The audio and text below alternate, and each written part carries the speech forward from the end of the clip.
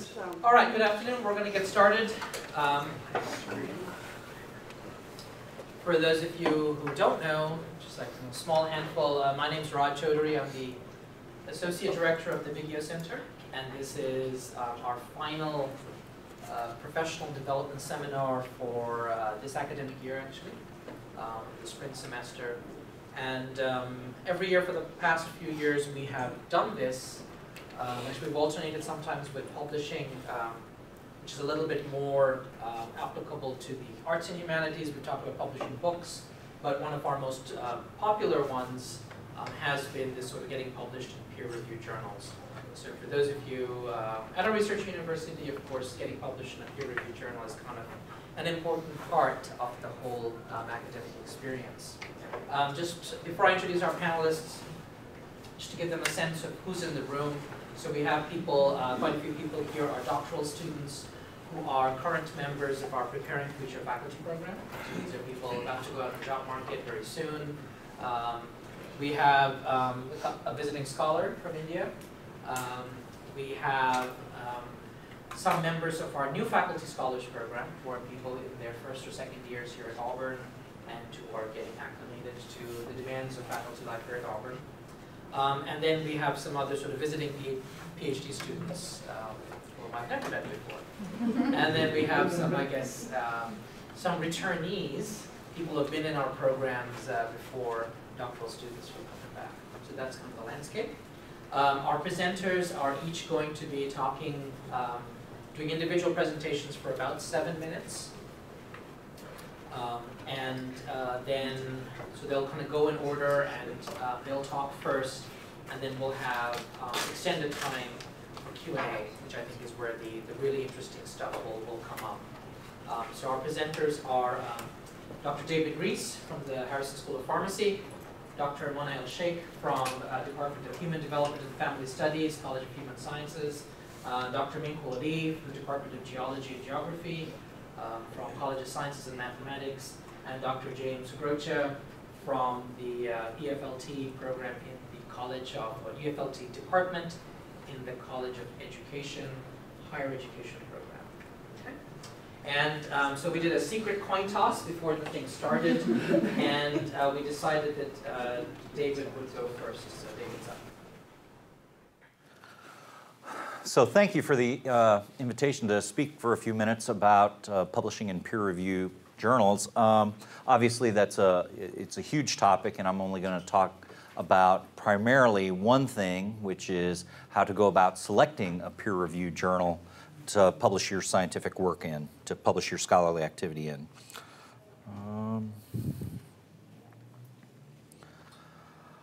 So one of the very core issues that you have to grapple with when you're deciding to publish in a peer-reviewed journal is what journal do you want to publish in? And some of the issues that you need to consider: number one, what's the stature or visibility of the journal in your field? Because obviously publishing something that no one reads is a little bit like a tree falling in a forest. When there's nobody around. Does it really have any impact? Does it have any sound?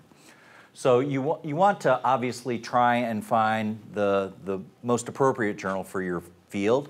Some of the things that you want to consider are impact factor, whether the journal is affiliated with a professional organization that your work is identifiable with, whether or not that journal is indexed. And because indexing is so important for scholars to find other scholarly work that's relevant to their work, it's important that a journal be indexed, and there are a number of different organizations that are responsible for indexing journal articles, things like PubMed, Medline, Current Contents, Thomson ISI, Index Medicus, Scopus. Another thing that is really a little bit underappreciated is length of time before you receive a decision, as well as length of time before the paper appears in print. If you're facing, for example, a promotion or tenure decision, you obviously want to make sure that your paper is out in print before that decision gets made, because obviously it doesn't help your cause that much if the paper appears shortly after your decision is rendered. And then finally, a factor to consider is what's the likelihood that your paper is going to be accepted for publication in that particular journal. So these are all things that you should think about. In the context of those issues, you should really think about what type of journal you want to publish in. And I apologize if this is common knowledge, but I suspect for at least a few of you this might not be. There are, at their core, two different types of journals out there that are publishing peer-reviewed literature. The first type of journal are your traditional journals, and these traditional journals typically appear print and online. And the cost of publishing an article in one of these traditional journals is partially absorbed by the subscribers. So, you know, a library or an individual will take out a subscription to one of these publications, and the cost of that subscription will pay for, at least in part, the cost of publishing papers in that journal. Consequently, access to these journal articles is typically restricted to subscribers. But because some of the costs of publication are being absorbed by the subscribers, your author's page charges, or the publication costs that are levied against you, the author, for publishing your paper in that journal, are typically lower. So some examples of journals where that follow the more traditional model are things like Science, Nature, Cell, New England Journal of Medicine. You know, the numbers are endless of these traditional journals. What's been emerging in the last few years are these open access journals.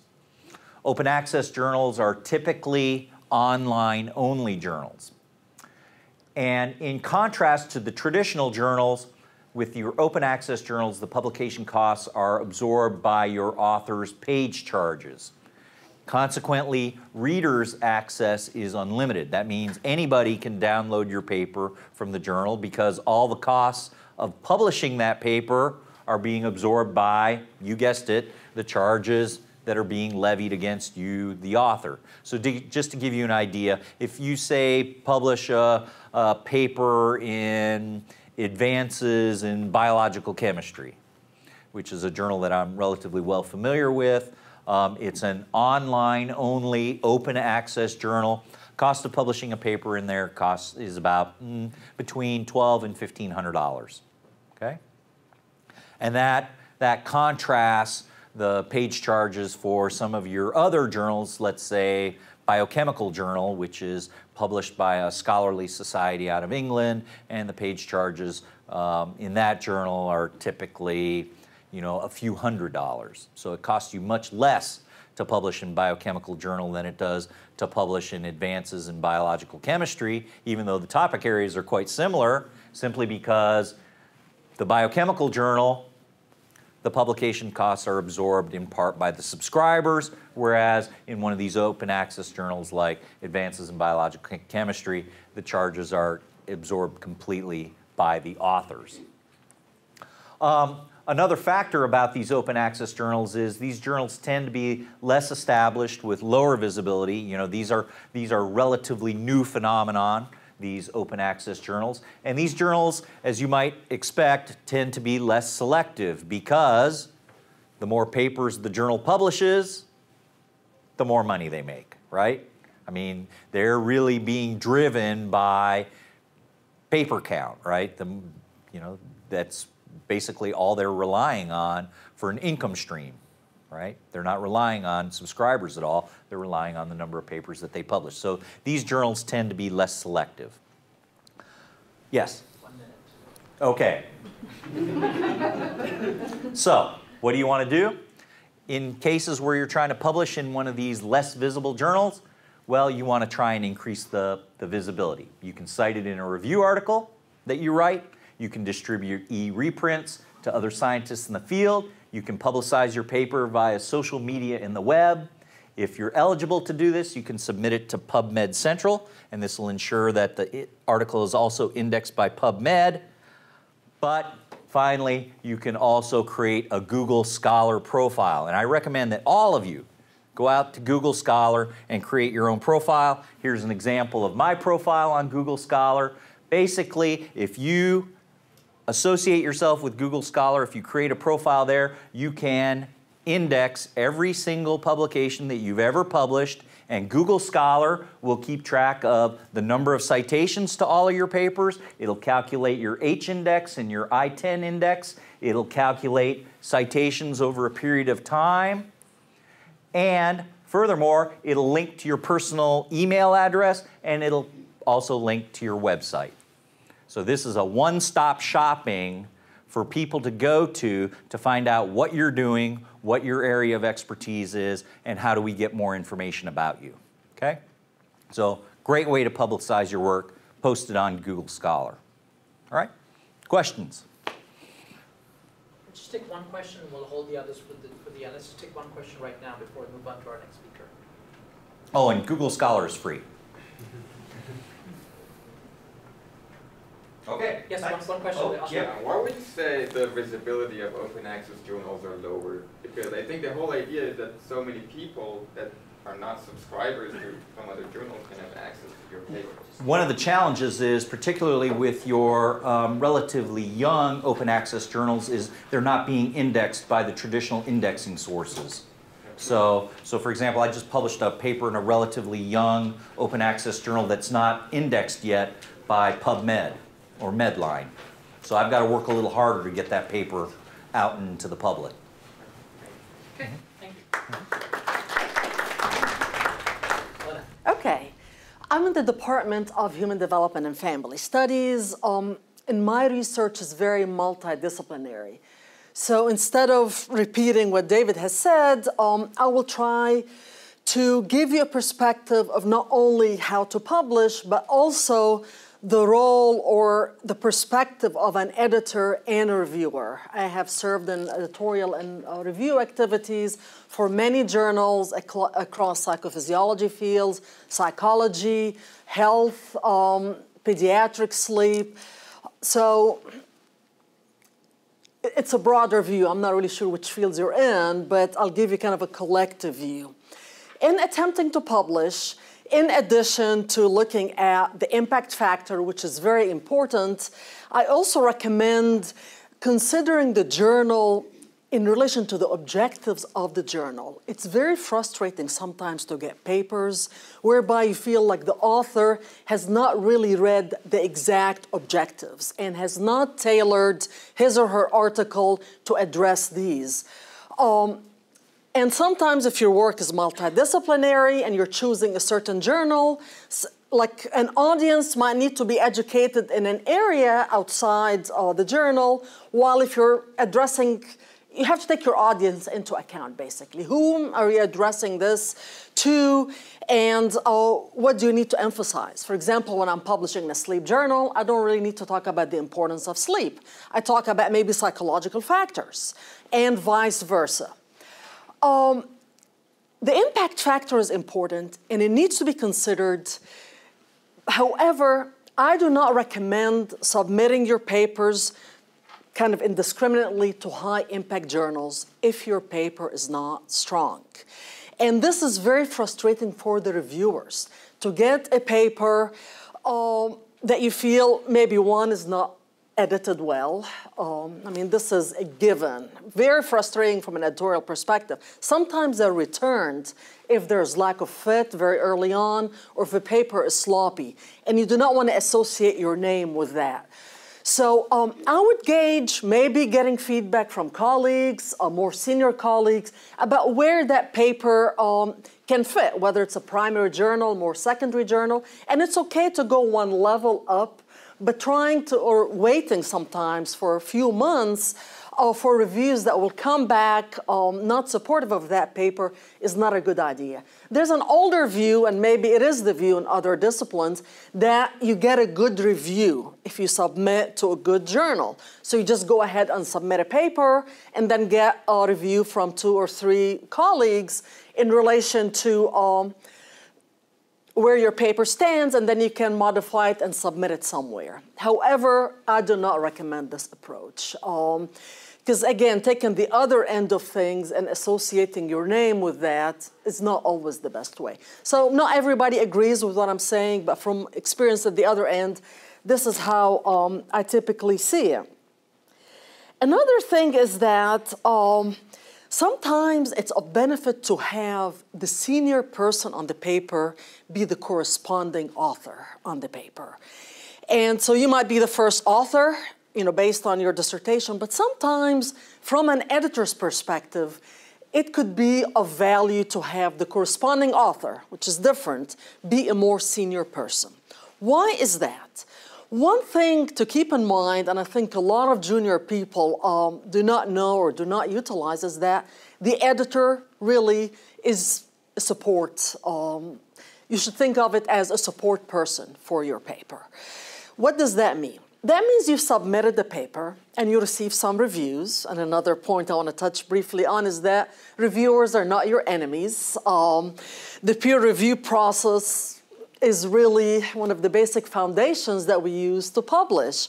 And yes, sometimes you can get tough reviews, but I'll get to that after talking a little bit about the editor as your support.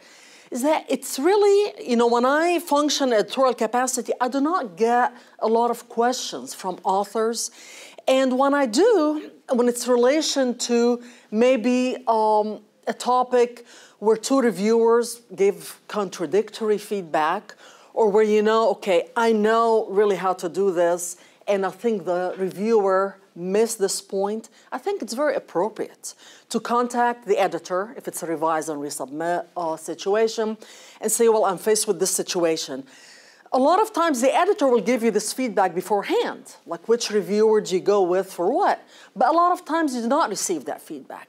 Of course, you will have to support your questions with references. And in these situations, I think it does help sometimes to have the corresponding author be somebody whom the editor may be familiar with, corresponded with, is a colleague. So, whether we like it or not, that usually has some weight and could illuminate some things for you for the future.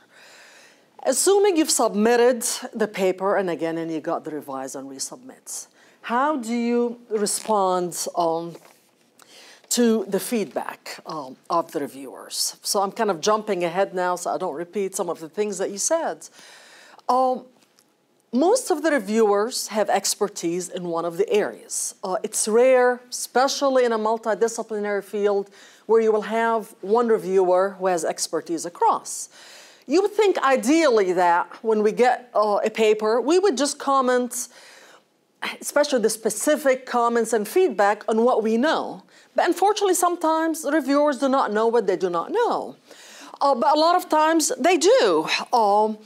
And so being polite while making a point is always appreciated. You would think that this is typically the case, but no, sometimes you get irate authors and, arguing with the editor, arguing with the reviewers, kind of going with the perspective that reviewers are your enemies, and once you win this battle, then you'll get your paper published. So I think taking the view, okay, like backing up a little bit and trying to see what the broader issues are. And a good reviewer would, give you major concerns, major issues, and then issues that are more kind of minor issues. So you look at the collective issue. If there's consistency, you feel, okay, I can address that and move through it. If there's inconsistency, a lot of times I recommend seeking the editor's help. And then what if you disagree, which sometimes happens? So you really know your area, and the reviewer is giving you a suggestion does not fit with it. Sometimes you can educate in a very polite way. And again, having a more senior person sometimes would help with this process. How many of you here have published? Okay, so maybe I need to taper that in relation to the feedback that you are given. So basically try to take the reviewer's perspective, see what he or she wants. If you disagree, make sure you have references that support that. In some instances, where the issue may be of debate, like I work with a lot of methodologists, and one thing I found is that methodologists do not always agree on the best way of analysis, and this is, acceptable. So I'm working with an ex-postdoc in a paper right now. She knows a lot about this area of analysis. Obviously, the reviewer did not have the same expertise she did, so I recommended obtaining outside reviews from two prominent methodologists in this area. It's not to say, okay, I found it and you are wrong, but rather to say we appreciate that there are very different views in how we do this, and we are following this approach, and then you make your argument. Sometimes it's appropriate to get, here I'm going again to this, to 1 minute. Okay, to try to balance this with what the editor would tell you back. Okay, the only situation, what I would say, the impact factor, going back, for a journal might not be the only thing you would consider is that if you're really trying to target a specific audience, and you have a paper that's a journal that's well indexed, however, you feel like if you publish it in your mainstream area of inquiry, it might not reach a specific audience. Like I have a paper recently that addresses issues of ethnic minority and poverty. The paper, in our view, the investigator's view, could make it in a very high impact journal. However, we believe that we wanted to reach the target of scholars who deal with ethnicity, issues of ethnicity, and socioeconomic status, so we submitted it to that journal. It got accepted on the first round, and some of the my co-investigators said, well, maybe we should not have done that, but I think that's of value for reaching some audiences. And I'll stop here. Thank you. One question for Dr. El-Sheikh. Yes, go ahead. I have a situation when my advisor was the guest editor of a journal. And in another case, he was actually the editor. Can you say a bit louder? Two scenarios where my advisor was the guest editor in one journal. Yes. And an editor in another. In that case, he asked me to be the corresponding author. Yes. Saying that I think he considered it as a conflict of interest situation. So was that wrong for him to ask me to be a corresponding author? Issues of conflict of interest are very important.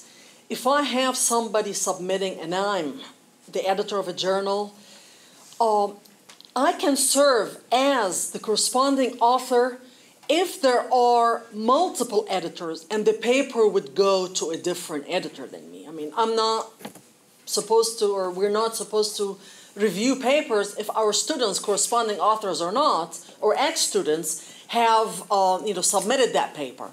So the issue is, who is the final editor? The person making the decision should not be somebody you're affiliated with. So I submit a lot of times as, let's say, an associate editor, knowing that my paper will go elsewhere. So I do not want to make a decision because I do not know the specifics in this case, but there should be independence. So in this, in a similar situation with my students, it doesn't really matter if I was a corresponding author or not, knowing that this will not go to one of my friends and I will not be involved at all, associate editor or not, in the process. Thank you. Okay, thank you for the invitation. My name is Ming-Kuo Lee. I'm a professor in the Department of Geology and Geography. My research interest in the general area of hydrology and environmental science, multidisciplines. And so today I just share my personal experience as an author and reviewer for, especially for the multidiscipline science journals. And I think David already reviewed a lot of this, the tips help you get published in the journals. So I just provide flow charts. So whenever you have a paper ready, you can check this. And of course, picking the right journal for you is difficult. And the reason is the proliferation of so many journals out there. And also because of emerging new areas, multidisciplines. And so usually I try to pick the journal with highest visibility and quality. And as David mentioned, you can consult your peers, check online, and check your professional organization to find the journals. And my personal experience is that some journal has a so-called special publication on the tiny issues. My experience is easy to get published there. And so you should contact the editor of those special issues, see if your work can fit right into those special issues.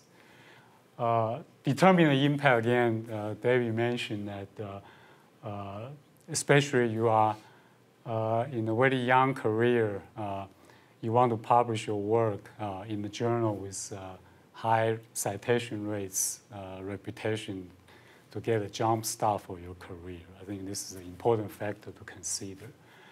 The scope, again, look for the subjective area and the target audience, whether they fit your work. And for the journal requirement, again, when you prepare your manuscript, make sure that you meet all the journal has a predetermined format style.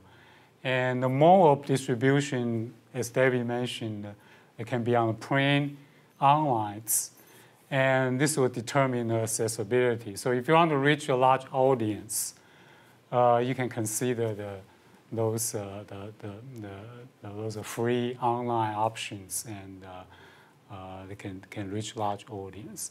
And the review process, and of course the timelines, the lag time or the turnaround time between the submission and the first decisions, and also acceptance rates, especially in a hurry, as David mentioned, if you hurry to get published, to graduates or get tenure promotion. I know some of you here are the first year assistant professor, and the timing is very important. Try to avoid the journal with a very long turnaround time and very low acceptance rates. So science and nature may not be the good choice because of single-digit acceptance rates.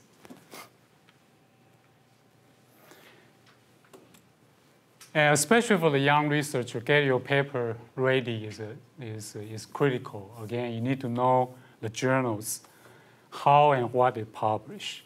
Okay? And in my view, get your paper published in journals like a job interview. The more you know about the company, the more likely you're going to get hired. Same thing for publications.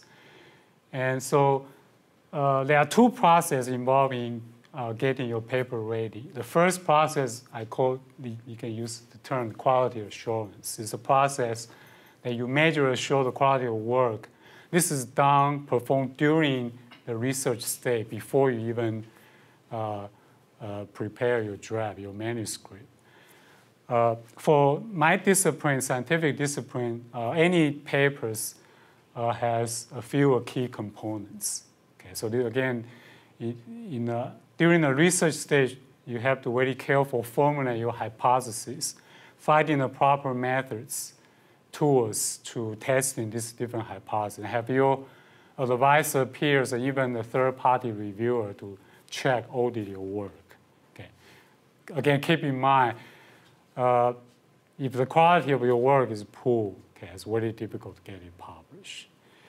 And once you've done your research, you're satisfied, congratulations, and you can prepare your very first draft.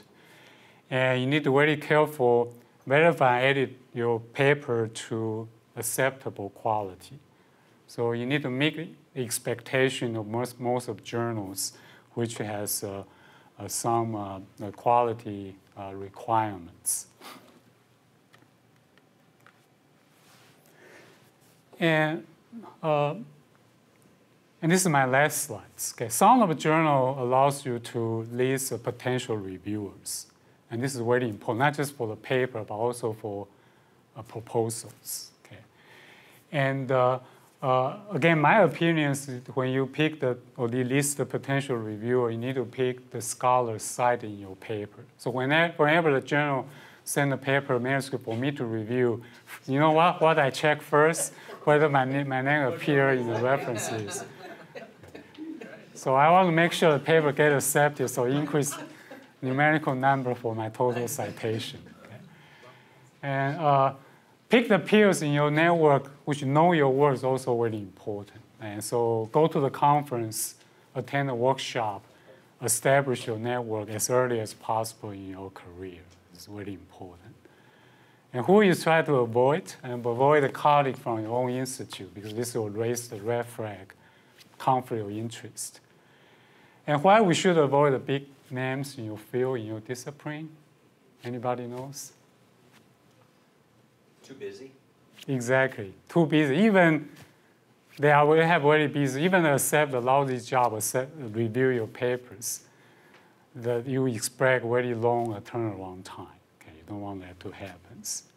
And I also try to avoid the young rising staff because they may have a very high bar, they're very picky about somebody else's work. They're just too arrogant. Very good. Any questions? All right, thank you. Okay, we're back over there. Yes, question? In picking the reviewers, how likely is that those you pick are the ones who actually review? I'm sorry? Picking your reviewers, Right. how likely is it that those who you pick actually get to review your paper? How likely are the names that you submit? How likely are they will actually be the reviewers who get picked? This really depends upon the editors. Okay? Some of the journal, especially for the multidiscipline journals, because they like to select a reviewer from different aspects, different disciplines. So it's not likely that the name on the list is going to review. And probably the same, for example, if I submit a journal to climate change, okay, and they probably send your manuscript to the other discipline other than the earth science. So it really depends upon, again, the nature of your paper and the editors. So there's it's hard to answer these questions. Do I answer your questions? So that means that the list of avoidance will not count if, let's say, in the count of probability of maybe 20% that those guys will review it. You don't really have to care about those lists that you access. Yes. So yeah, I think the percentage they select your list will be kind of low. Okay. All right. Thank you, Ming-Kuo. Dr. Groccia, let me wire you up. So we've had somebody from pharmacy, somebody from human development faculty studies, we've had a geologist, and now we have a real professor of higher education. Not really, I'm a psychologist. I'm going to take a little bit different tact here, and I'm going to integrate a discussion of publishing both in books and in journals, in edited books and peer-reviewed books, as well as invited books and journals. So I'm going to bridge a little bit of the conversation. I'm going to skip a number of slides that I think have been covered by other authors. So going last, you never quite know what to cover. Let's see if I can figure this. I've been involved in the last 20 years in doing a bunch of stuff, both writing books, editing journals. So you just have an overview. One of my books was translated into Arabic, which is quite interesting. There it is, right there. Can you read that? Oh, yeah. Okay. We have two people in the room at least who can read that. So I just thought you might actually want to see what some of these things look like. These two called To Improve the Academy are peer-reviewed, edited books. The professional organization that I'm a member of produces one of these every year. Up until this year, now they're going to a twice annual electronic journal. So they're moving from a printed, basically journal book to an online journal. So I'm going to even be a little bit more developmental, touch upon some issues that maybe precede this actually getting published, and go back to the writing stage of how do you get started? What are some tips for new faculty members? How to find a journal, find a publication source. I'm going to talk about books and journals, and I'll skip some of what I think has already been covered. So first of all, getting started. And I have found, working with graduate students and new faculty, that getting started is often the most difficult part. It's, just committing those first paragraphs to the page. Once you get started, things can develop a little bit easier. So first of all, build some self-confidence. Don't compare yourselves to others. You have expertise. Know yourself. Don't be perfect. My philosophy of writing is inclusion rather than exclusion. So I write in surges. I throw everything I can think of down on the computer. All right? I edit it later. I don't want to miss something. 90% of what I write often is gotten rid of, is edited out. But at least I had something to start with. Think about now. Start your publishing agenda. I made a list about 15 years ago of books, of journals that I wanted to publish in, and I think I've accomplished about 75% of what I intended to accomplish 15 years ago. So think big, think strategically, think ahead. Don't hide. Some tips for getting started. Use your own stuff. You make conference presentations. You make guest lectures. You do research in lots of different areas. You've published a thesis. You publish a dissertation. There are lots of sources for peer-reviewed publishing beyond what just happens in your laboratory. Get practice. I think it's very helpful if you can find some way that you put yourself in a reviewer's position. Some journals, some outlets will allow graduate students to be reviewers.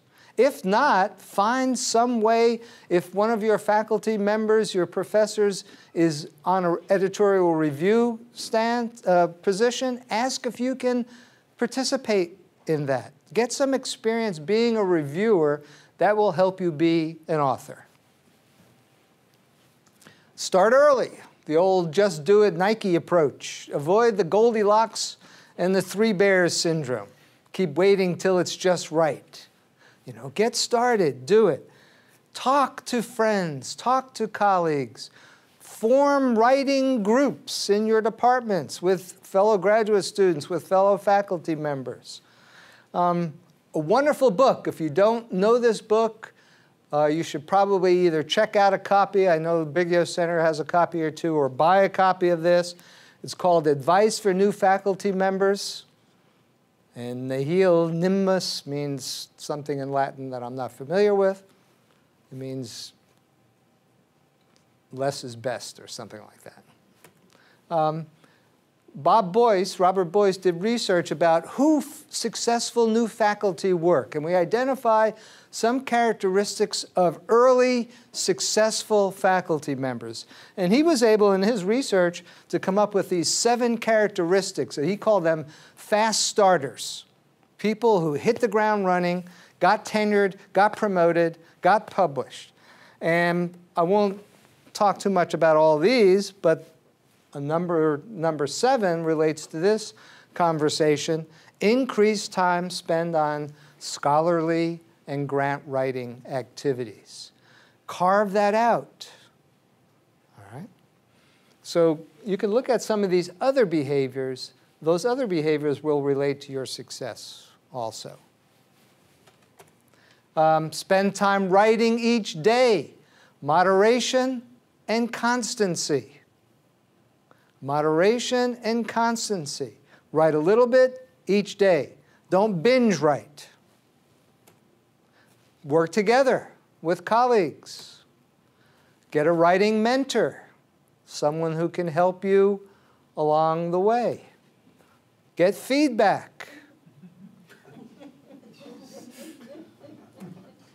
Show multiple people your writing.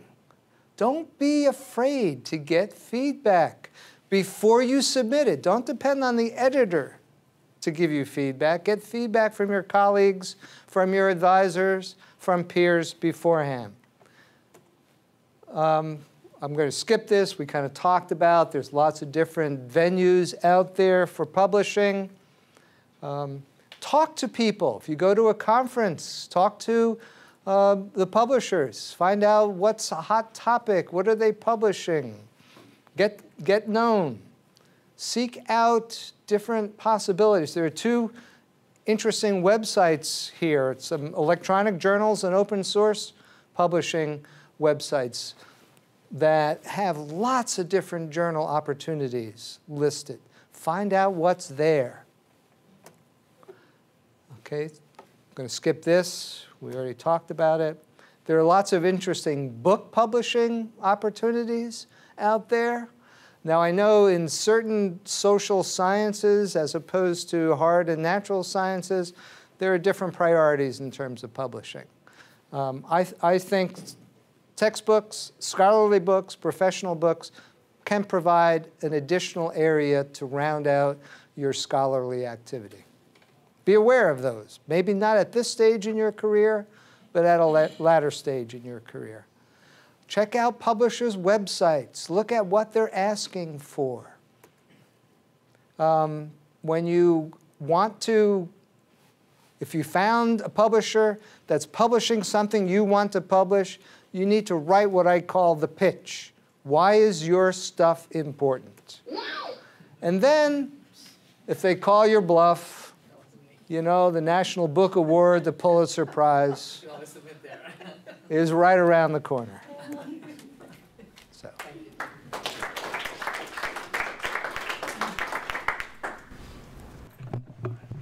Okay, so we're going to open the floor for questions. I should mention, just as they're setting up, spanning the two fields, my background is in physics, but my the first thing I got printed was actually, it was an edited book on hot topics. So way back in the mists of time, there was a thing called high temperature superconductivity, which hit the physics world very big in the mid-'80s. And there was this dramatic improvement in how we could make things superconducting. And my PhD advisor got an invitation to submit a chapter to a book that was coming out. It was a special series from the American Chemical Society. And he said, Raj, I want you to do these experiments that I didn't know how to do. And he said, we have 3 weeks. You got to run, stay in the lab for 3 weeks, run these experiments. We'll learn how to do these experiments, then do these experiments, get the data. This stuff is so new, it doesn't matter. Any kind of data we can put out there and publish and put together is going to get published. And it did. I did basically lived in the lab for 3 weeks, got some graphs, got some data, put some nice graphs together. And I had my first publication in American Chemical Society, edited book on high temperature superconductivity. It's like 1987. So the books thing can span it was peer reviewed. It was a hot topic. My advisor helped, and a little bit of work, got a lot of return. So personal anecdote over. I'd like to open the question up for questions from the audience for any of our panelists. Ashkan again, yes. Based on my own experience, I think most of the journals ask you to also submit a response letter along with your revised manuscript. What's the best format for this response letter? How should I respond to the Mona, if you would like to take a first shot at that? Sure. You need to respond to the editor's comments first, even though, from my perspective, that's what I do. Even though the editor may not number exactly the issues and may echo some other reviewers' concerns, Usually these are the most important. If you have a good editor, these are the issues you need to attend to. So I usually tell my students, focus first on these. And then you go in order of the reviewers and make sure you address every single comment. Because, you know, when you get it back as a reviewer, you sit back basically and you see if every comment has been addressed. So, you know, don't glare over one. Sometimes the reviewers will not number their comments. I sometimes recommend to my students to go ahead and number them. I would not copy necessarily like the whole section, the whole comment, because you end up with like a 16-page review. So I would make reference, you know, we appreciate the reviewer's feedback on this. We've done this and done that. Sometimes you reference back what you've done in the manuscript. A lot of people use full quotes, like they take a whole big section from the paper. That can be too much. I understand the desire to do that, to show you're thorough. Referencing page numbers is a lot of time important. And one thing I recommend, even if it's not required by the journal, is to actually track your changes, of course in a very clean format, in the paper itself. So that way, I mean, some journals say when you resubmit, you use a different font or a different color. So I recommend that, and I think it does make it easier for the editors and the reviewers. If two reviewers raise the same question, I'd put a number, say, please see my response number, blah, blah, for reviewers too. So you don't have to keep repeating it again. David, you want to add something? Yeah, I agree with those comments. So just to reiterate, put the comment from the reviewer, then write your response to that comment, then move on to the next comment, write your response to that comment, and just move your way through the list of comments from the editor and the reviewers. Do it in a very systematic, ordered way, and don't be afraid to say, listen, reviewer number 1 in comment number 3 said exactly what second reviewer in comment number 5 said, and my response is exactly the same. So just make sure that you acknowledge every single comment that all the reviewers and the editors make. Can I ask a question, a follow-up question? What happens when two reviewers give you opposing comments? Or sometimes you don't agree with reviewer's comment. What do you do? Yeah, I always, the first thing I do is I call the editor and find out from the editor, okay, I've got this situation, how do you think I should deal with this? That's the first thing I do. And if the reviewer if the editor can give me some reasonable advice, I follow that. If I can't get any feedback from the editor on how to deal with this, basically you make a judgment call about whose recommendations you're going to follow, but don't forget to acknowledge the reviewer that you're choosing not to deal with, and just say, we appreciate this comment, we respectfully disagree, this is why we disagree, and oh, by the way, this is an issue that was brought up by the other reviewer, and the other reviewer feels that we should do it this way instead. I mean, it's the best thing you can do. Don't ignore it. Yeah, never ignore it. Oh man, that really makes reviewers angry. And if you disagree with some of the reviewer's comments, very important is published work, published paper. There may be two different opinions, but make sure you cite both sides. Other questions? Yes? How does the number of publication count? I mean, should I publish multiple journals in small journals, or I should publish in it, make up all the data and publish in one journal? I mean, when I have an interest to become a faculty, so how does the number of publication counts? So, see, if I have one publication in a good journal, rather I have 5 publications in a small journal. So how do you? So that's a great question. But how do you select what part of the work you want to publish, and how do you break it up, or and how do you address that? Yeah.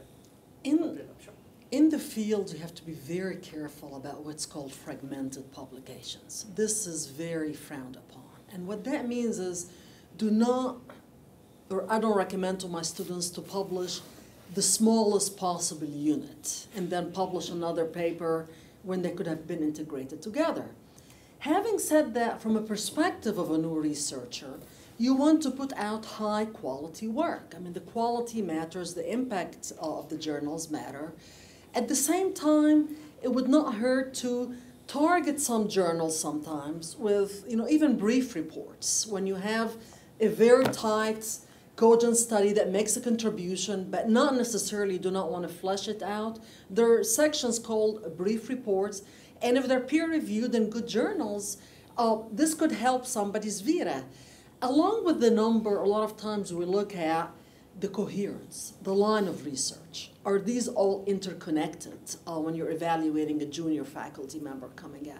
So I would say both are fine, but I would be very careful about the issue of fragmented publications. So I would not split one study into the smallest possible units, at least in my fields. I think that's exactly right. I think you have to think very carefully about what the norms are in the field that you work in. And remember, your publication history has bearing on everything from whether your grant applications are going to get funded, to whether you're going to be judged acceptable for promotion and tenure, or even being hired for that faculty position. So I think that you need to network with people in your discipline and say, okay, listen, you've served on hiring committees, or you serve on grant review panels, you serve on tenure and promotion committees. What's the norm in the field? And are you in a field that does a lot of counting of publications, or are you in a field that tends to encourage folks to publish these large, highly integrated studies? So I think that you have to assess what the norms are, and I don't think there's a single right answer. Any other comments? Yes, go ahead. I just want to reinforce a theme that I have heard multiple times here, and that's the theme of talking, consulting with others. Often we fall into this very myopic approach. We're working on our own research, we're doing our own study, and we forget to reach out and consult. And I think when in doubt, I'm a psychologist and a counseling psychologist, and our mantra used to be, when in doubt, consult. Spread the blame.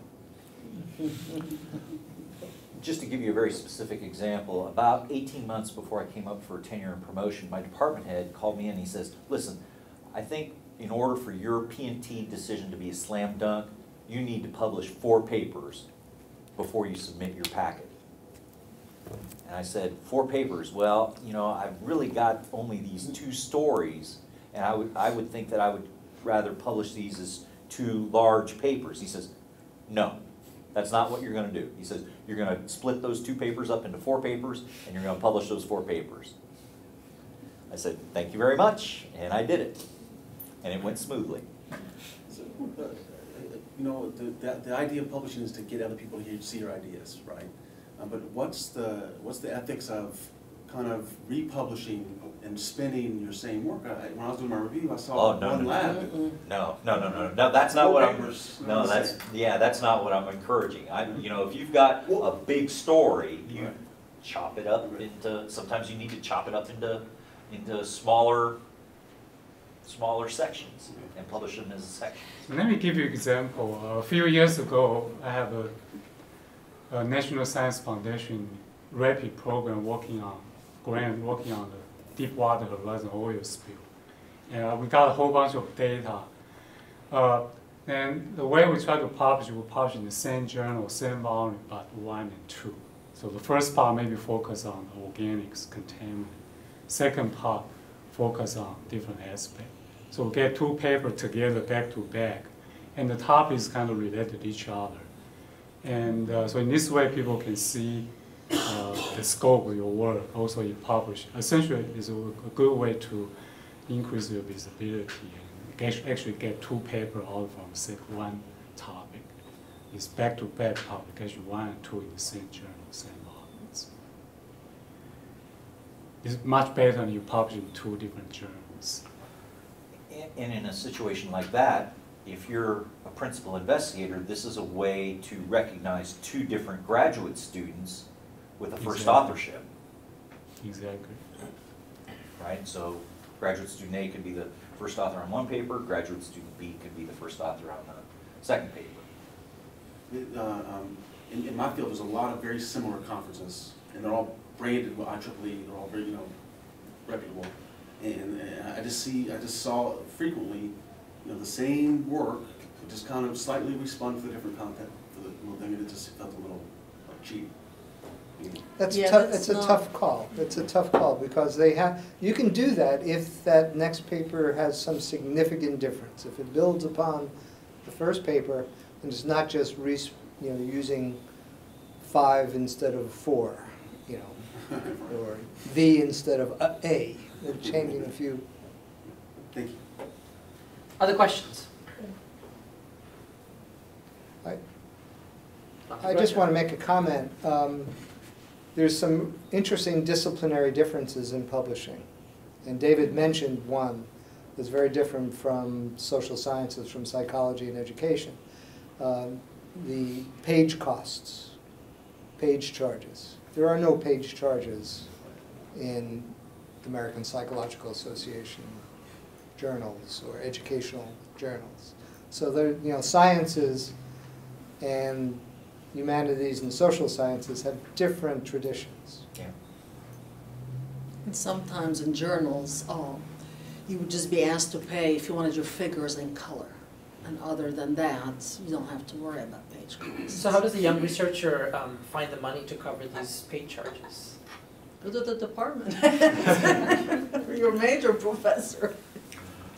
Well, I think that's one approach, is to go to the department, go to your department head, go to your major professor. But I think another option is to look for journals that don't have page charges. I mean, that's certainly part of the calculus in selecting a journal, is what's it going to cost me to publish this there? I know some journals have 2 options. One, that for the paper copy, you just print a black and white, they don't charge. But you can publish your color version on online version. Yeah, this will save you money. Okay. But people can still look at the color version of the nice work we've done. Okay, we're only getting questions from a couple of people here. Ashkan, before we go back to you. He's getting extra credit. He's getting extra credit, yes. In the back. Yeah, go ahead. The information about timeliness, will that be on the journal's website, or how do you dig and find that information about return time, resubmit time? Where do you find that information? A lot of times it is with the journal. You see how long it gets reviewed, the average, and how long it goes from being accepted to being published. In fact, a lot of articles, if you look at the end, and each article a lot of times will say accepted one and published one. And they vary greatly across fields. Sometimes, as a reviewer, you get 2 weeks, which I found very surprising recently. Wow.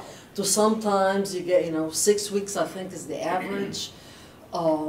And then editors, what they do a lot of times, you rate the reviewers, and you rate how long each reviewer takes to submit his or her review. So this would be available to other editors, like APA journals, and sometimes the choice of the editors would be based on that. And a lot of times senior investigators take a lot longer. So this helps the editors as well up front if he or she wants to move the paper along. And it really varies. The length of time from acceptance to publication can be enormous. I've had papers that have been in press for 18 months before they appear. So it really pays to look at recent publications for that journal and see when the date was for acceptance relative to the date of publication. And for young researchers, once again, worried about the promotion and tenure process, as long as you have that acceptance letter, that's good enough, because that's the time that really is important, right? Because obviously when it finally comes out, it could be a long later. As long as you can demonstrate it has been acceptance, I have something from the editor saying it will be published, that's good enough. Right? And a lot of times now articles are published very fast ahead of publication online. So within a month, I would say, from acceptance. So this would help you as well if you wanted to have a version of that to send for promotion. EPUB ahead of print, is that what they're called? So you see that now with a lot of journals. I just want to comment, know the review process too for the journal that you're submitting to. it's not uncommon in my field to have an article sent out for peer review to 4 to 6 reviewers. That information gets sent back to the editor and/or the associate editors. Journals have different editorial boards. Know who's responsible for making the decision, because you could get, there's only room for 10 articles in one journal, one edition of that journal. And you might get 15 articles that say publish. And you have to make a decision. The editor or the associate editor makes a decision. Okay, which of the 15 publishable articles do we actually accept and publish? And what happens to those other 5? Do they get accepted for another issue? Do they get sent back and say, submit this somewhere else? We just don't have room. So there's still, even though you get wonderful reviews, you may not get published because there's no room in the journal. I don't know if that's true. Absolutely, and this is one of the advantages of publishing in some of the open access journals that have no preset limit of how many papers they're going to publish in a given time frame. Question? Yes, go ahead. Going back to publishing maybe twice, in reading books for my lit review, I noticed that a few people wrote books based off of the social science. I'm going to throw that out as well, but they wrote books regarding their research and things of that sort based off the data that they developed. And I believe that some of them did publish some of the work in peer-reviewed journals. Is that frowned upon as well, or is it different based off the fact that one is peer-reviewed and the other is more along the lines of a published book? I even think some of them self-published it. So yeah, I think it's totally acceptable if you've gotten 3 or 4 or 5 publications, condense them and integrate them into a larger format, a book format. I think that's appropriate. Mm-hmm. Yeah. And even in the case of book chapters, sometimes the purpose of a book chapter will be to review the literature in a field. Right. Understood. Yeah. I mentioned earlier that my experience, personal experience, is easier to get published in the special issues, book chapters, especially the issue, the topics related to the work. However, I also has experienced that the turnaround time may be longer. My personal experience, my second paper for my career took 2 years to publish in a book chapter. The reason is that one of the associate editors gets sick, and one of the contributing author on sabbatical leave. But they have to get every single article ready in order to publish the whole lot. So it could be a very frustrating experience, so be careful about that too. Abraham, yes. How important is the order of the authors in the article? For instance, is it helpful to ask someone known in the field to be the first author and also the corresponding author to get it published faster, or it doesn't really matter, the order of the authors in the article? It matters greatly. Yeah, in our field, the first author is typically the person that did the experiments. And so if you're a graduate student and it's your work primarily that this paper is covering, you want to be the first author. Okay? Because if you're not, your contributions are going to be perceived as being lesser. Usually the advisor is the last author, especially involve multiple graduate students, other colleagues. So you see more and more publication. The very last author essentially is the PI or the leader of the research projects. Some publications, some authors actually do equal amount of work and they list their authorship alphabetically. But if that's the case, then you need to make that known if it comes for promotion and tenure. And they actually ask you what's your percentage of effort, your percentage of contribution. So that you have an opportunity in promotion and tenure to describe what that author list order means. Other questions? Yes. Can a PhD thesis be converted or published as a book? What are the, what should the scholar do about it?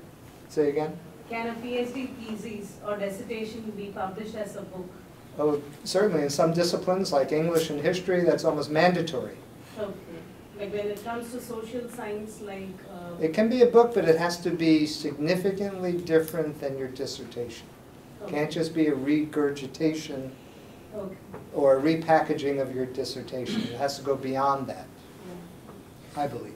Yeah, but also you can publish, and the expectation a lot of disciplines in the social sciences is to publish articles based on that. For example, in my department, dissertations or could be independent studies in different chapters with the expectation that you would publish these. A lot of times you have to trim them down and, lose a lot of the literature review. So the expectation would be that. So I'm not sure if you're asking in addition to that whether you would do a chapter or not. In addition to that, can the dissertation be published as a... So then I agree, yeah. And interesting, you all are doing your PhD work here, but there's a new trend moving on. And then I was in Estonia and participated in a couple of PhD dissertation activities.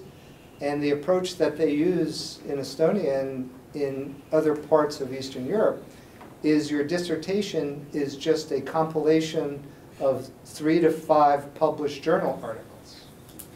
And you put them together and discuss how they are integrated. And so you don't get a PhD until you get published in 3 to 5 reputable journals. And often there's a requirement that a number of those, and sometimes the majority, have to be in English language journals. I had the opportunity to do that for mine. Manuscript style is what we call it in our department. But when I went to write the proposal, I wrote so much of the 5-chapter dissertation style, I just said, I'll just do the regular way, not do it twice. Imal, you had a question. Yes, go ahead. Yes, from editor or reviewer perspective, which is more preferred, the single author or multiple authors, and also from perspective of tenure and promotion, which one is looked at more preferably?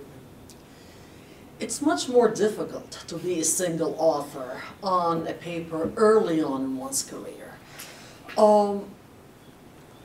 However, if you have conceptualized the study yourself and you ran the study, then I would view some single author publications as much stronger than those that you have collaborated with, especially if they're not necessarily with your major professor. I mean, one thing you have to demonstrate as you matriculate in the process is independence from your advisors and major professors. This could be done with colleagues most of the time, but it depends on the area again. In some areas, if you're writing a chapter, it's much easier to do it alone. However, if you're using a component of an R1 of your professor, I mean, this is not accessible. But I would say seeing single author publications could be pretty impressive if they're in high impact journals and the study was conducted by the junior colleague. Again, it really depends what you're trying to demonstrate with the publication. If, for example, you're going to be talking about this journal article a lot in a promotion and tenure document where you're going to make the case that there was heavy graduate student involvement, that's going to raise some red flags because you didn't include the graduate students as authors on the paper. We're going to take one more question. Just want to remind everybody there's green sheets on the table. People around the edges, make sure you get a green sheet. We always like to get some feedback on how this particular session went.